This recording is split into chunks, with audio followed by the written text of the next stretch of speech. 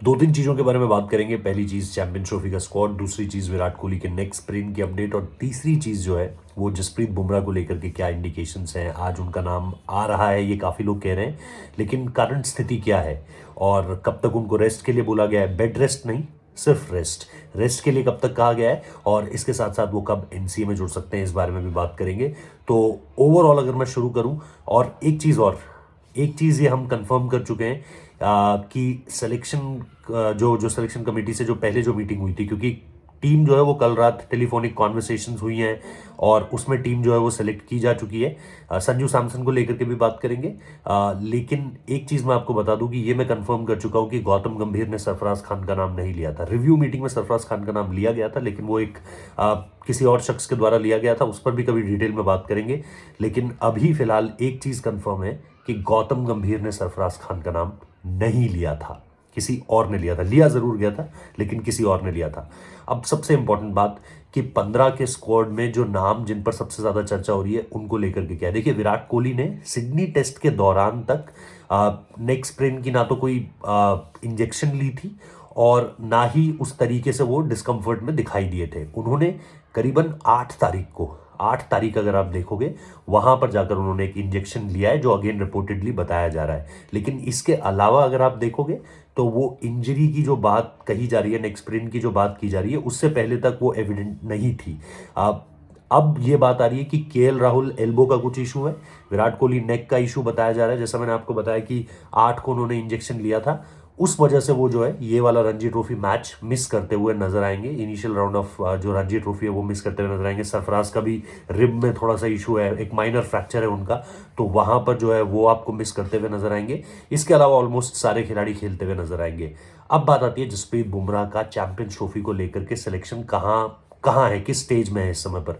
देखिए, ये जरूर होगा कि चैंपियंस ट्रॉफी में उनका नाम आएगा, लेकिन वो सामने एक स्टार लगा होगा, एस्ट्रिक्स जो है वो लगा होगा, और उसमें ये बोला जाएगा सब्जेक्ट टू फिटनेस। ठीक है, क्योंकि करीबन उन्हें 3 से 4 हफ्ते जो है वो लग जाएंगे अभी पूरी तरीके से वापस आने में।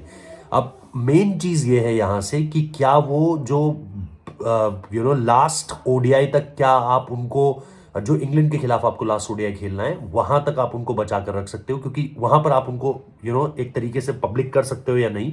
क्योंकि अभी जो इनिशियल जो स्कैन्स हुए हैं उसमें फ्रैक्चर की तो कोई खबर नहीं है। उसमें यह है कि ठीक है, कुछ दिन का आराम है, बेड रेस्ट नहीं है, जो मैं बार बार आपको कह रहा हूं, बेड रेस्ट नहीं है, कुछ दिन का आराम है। उसके बाद वो एनसीए आएंगे, एनसीए आकर पूरी चीजें जो है वो सारी चीजें जो है वो कंप्लीट की जाएंगी, और उसके बाद आपको आपकी बॉडी के बारे में थोड़ा और ज्यादा जानकारी मिलेगी कि क्या हो रहा है और क्या नहीं, कैसे आपकी बॉडी जो है वो रेसिप्रोकेट कर रही है। अब इन सारी चीजों में आप देखिए कि एक चीज है, वो जो 12 तारीख वाला मैच है वो बहुत इंपॉर्टेंट हो जाता है, लेकिन स्क्वाड में बदलाव आप शायद 11 फरवरी तक कर सकते हैं। जो हमारे पास जानकारी है कि स्क्वाड में बदलाव आप 11 फरवरी तक कर सकते हैं। तो 12 वाला मैच अगर जसप्रीत बुमराह खेलते हैं तो वो एक इनिशियल आपको रिपोर्ट दे देगा कि बुमराह अगर वो वाला मैच खेल जाएंगे बिना किसी शिकायत के, तो चैंपियंस ट्रॉफी भी खेल जाएंगे। अगर वो वाला मैच तक वो नहीं लगता है कि फिट हो पाते, फिर आपको थोड़ा और वेट करना पड़ेगा कि क्या जो अकॉर्डिंग टू इंडियन एक्सप्रेस बताया गया था, देवेंद्र पांडे सर की जो रिपोर्ट थी कि सेमीफाइनल और फाइनल में खेल लेंगे, तो क्या वो उसके बाद टीम के साथ जुड़ना शुरू होंगे। ये एक बड़ी अपडेट है as far as Jasprit Bumrah is concern. तो ये दो चीजें सबसे मेन है। एक तो जैसा मैंने कहा जसप्रीत बुमराह का जो सिलेक्शन है, और दूसरी चीज संजू सैमसन को लेकर के कहां बवाल चल रहा है। देखिए, सीधा सा क्राइटेरिया ये होता है कि अब के समय में सीधा सा क्राइटेरिया है, प्लेयर्स को कड़े शब्दों में यह बात कही गई है कि आप डोमेस्टिक क्रिकेट मिस नहीं कर सकते। और ये आज की बात नहीं है, पिछले साल भी जब ईशान किशन और श्रेयस अय्यर पर कार्रवाई की गई थी तो वो इसी बेसिस पे की गई थी। बोला यह जा रहा है कि संजू सैमसन ने जो है वो कुछ छुट्टी का वक्त मांगा था जब विजय हजारे शुरू होने से पहले उसका कैंप था, स्मैट के बाद। तो वो जो कैंप उन्होंने अटेंड नहीं किया, उस समय पर उन्होंने छुट्टी मांगी थी। केरला क्रिकेट एसोसिएशन और उनके बीच एक तलखी रहती है, रिश्ते सही नहीं है। सबसे पहली बात तो आपको ये जाननी पड़ेगी कि केसीए और संजू सैमसन के बीच जो रिश्ते हैं वो बिल्कुल सही नहीं है। ऐसे में संजू सैमसन का ये कैंप मिस करना, और आज की डे एंड एज पे मैं कह रहा हूं, चलो यही चीज 2 साल पहले हुई होती किसी को फर्क नहीं पड़ता। आज के समय में पिछले 1 साल में जब आपने देखा कि ईशान किशन डोमेस्टिक मैचेस नहीं खेल रहे हैं, जाके बड़ौदा में जो है वो प्रैक्टिस कर रहे हैं। संजू सैमसन को लेकर के भी कई रिपोर्ट्स ये दावा कर रही है कि वो राजस्थान रॉयल्स के हाई परफॉर्मेंस सेंटर में थे और वहां पर वो प्रैक्टिस कर रहे थे। तो इस तरह की चीज़ें इस समय पे राउंड्स कर रही हैं। मैं ये नहीं कह रहा हूं कि वो हाई परफॉर्मेंस सेंटर में थे या नहीं थे, मैं सिर्फ इतना कह रहा हूं कि इस समय पर पिछले 1 साल में अगर आप देखोगे तो जिस तरह से स्ट्रिक्टनेस बढ़ी है डोमेस्टिक क्रिकेट को लेकर के, आपको अगर ये चाहिए था कि आपको चैंपियंस ट्रॉफी के स्क्वाड में खुद का नाम लेकर आना है, आपने इंटरनेशनल क्रिकेट में बड़े रन्स बना रखे हैं और सही में आपका केस रखा जाता और स्ट्रांगली आर्ग्यू किया जाता कि क्यों ऋषभ पंत, क्यों केएल राहुल और क्यों संजू सैमसन। इस चीज पर बात जरूर होती और होनी भी चाहिए थी। लेकिन मुझे लगता है कि जब ईशान किशन को पिछली बार नहीं बख्शा गया, जबकि वो ये बोलकर आए थे कि जी थोड़ा सा समय चाहता हूं, आराम चाहता हूं, मेंटली बहुत ज़्यादा फिट नहीं नज़र आ रहा हूं, क्या किया गया उनके अगेंस्ट? उनको उनका जो उन्होंने जो रेस्ट मांगा था, क्या उनको वो रेस्ट मिला? और उसके बाद रेस्ट भी छोड़ो, रेस्ट करने के बाद भी वो जिस तरीके से खेल इधर उधर प्रैक्टिस करते रहे लेकिन डोमेस्टिक क्रिकेट नहीं खेली। संजू के लिए भी बात वही जा रही है कि अगर आपकी तलखी थी, रिश्ते देखो आपको बनाने हैं, रिश्ते बनाने के लिए कोई तीसरा व्यक्ति नहीं आएगा कि यार इन दोनों के बीच रिश्ते खराब हैं तो हम जाके बीच में जो है वो चीज़ें करते हैं। जितना मुझे पता है शायद उनको कंसीडर नहीं किया गया है, संजू सैमसन को चैंपियंस ट्रॉफी स्क्वाड में कंसीडर नहीं किया गया है। और उसकी उसकी सिर्फ एकमात्र वजह ये नहीं है कि यार वो एक कैंप का हिस्सा नहीं थे। आप ये भी देख रहे हो कि संजू सैमसन क्या आपके लिए आने वाले समय में ओडीआई क्रिकेट में कंट्रीब्यूट कर सकते हैं। जो दूसरा पॉइंट जो मेरे हिसाब से गलत है, क्योंकि अभी पर्ल में उनका 100 है, ओडीआई 100 उन्होंने लगाया, व्हाइट बॉल में उनकी फॉर्म बड़ी जबरदस्त है, 2 शतक 3 शतक वो लगातार 3 शतक उन्होंने मारे थे बांग्लादेश सीरीज और साउथ अफ्रीका सीरीज को आप जोड़ लो, ओडीआई में उनके पास सेंचुरी है। तो अगर आप ये सारी चीजें नोटिफाई करते हो तो फिर तो कोई नहीं है उनके आसपास एज अ विकेट कीपर। तो वहां पर मुझे लगता है कि संजू सैमसन के साथ जाती है। लेकिन जैसा मैंने कहा कि अगर इस समय पर आपको पता है कि डोमेस्टिक क्रिकेट की सीरियसनेस कहां चली गई है, सेलेक्टर्स इसको किस तरीके से देख रहे हैं, बीसीसीआई ऑफिस बेयरर्स इसको किस तरीके से देख रहे हैं, और आपकी एसोसिएशन के साथ आपके रिश्ते सही नहीं है, तो फिर आपको शायद ये गलती नहीं करनी चाहिए थी।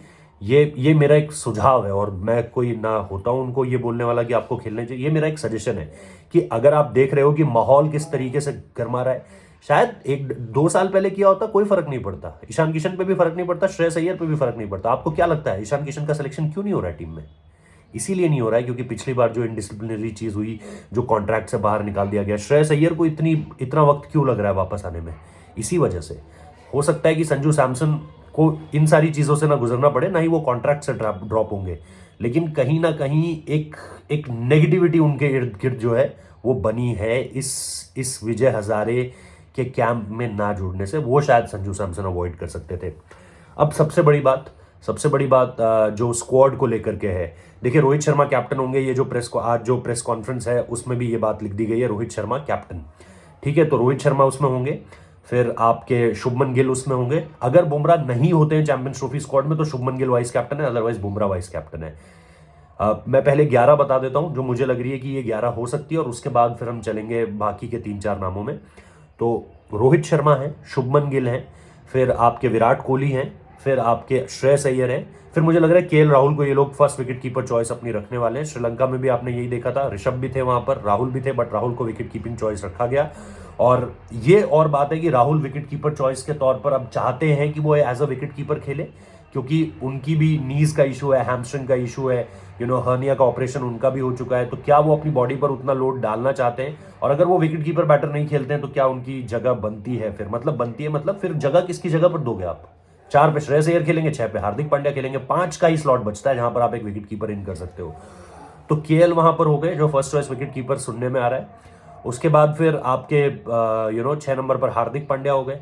फिर उसके बाद अगर आप देखोगे आपके रविंद्र जडेजा हो गए। अब जडेजा को लेकर के बहुत सारे सवाल है, लेकिन मुझे लग रहा है कि Jadeja will make it into the squad.